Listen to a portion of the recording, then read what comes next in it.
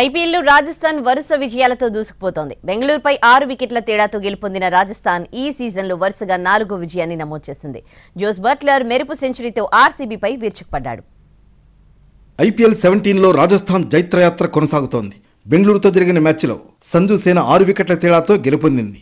రాజస్థాన్కి ఇది వరుసగా 4వ విజయం కాగా ఈ సీజన్లో బెంగళూరుకి ఇది 4వ ఓటమి.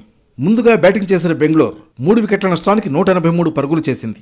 విరాట్ కోహ్లీ సెంచరీతో అదరగొట్టాడు. 72 బంతుల్లో 4 సిక్స్లు 12 ఫోర్లతో 113 పరుగులు చేసి నాటౌట్గా నిలిచాడు.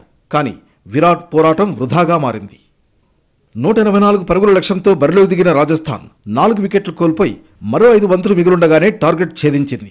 ఓపెనర్ యశస్వి జైస్వాల్ ఖాతా తెరవకుండానే విఫలమైన మరో ఓపెనర్ జోస్ బట్లర్ చెలరేగి ఆడాడు. చివరిదాకా క్రీజులో ఉండి మ్యాచ్ను ఒంటి చేత్తో గెలిపించాడు.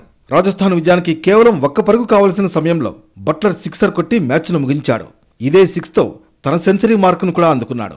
58 బంతులు ఎదుర్కొన్న బట్లర్ 9 ఫోర్లు 4 సిక్స్లతో 100 పరుగులు చేసి అజేయంగా నిలిచాడు.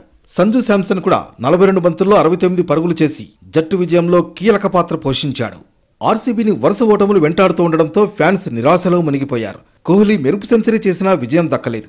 ఇప్పటి వరకు 5 మ్యాచ్లు ఆడిన బెంగళూరు ఒక్కదాంట్లోనే విజయం సాధించింది. పాయింట్ల పట్టికలో బెంగళూరు 8వ స్థానంలో ఉండగా వరుసగా 4 విజయాలతో రాజస్థాన్ టాప్ ప్లేస్లోకి దూసుకు వెళ్ళింది. ఇక ఐపీఎల్లో విరాట్ కోహ్లీకి ఇది 8వ సెంచరీ. ఈ సెంచరీతో ఐపీఎల్లో 7,500 కంటే ఎక్కువ పరుగులు చేసిన తొలి ఆటగాడిగా రికార్డు సృష్టించాడు. ప్రస్తుతం కోహ్లీ 7,579 పరుగులతో అగ్రస్థానంలో ఉన్నాడు.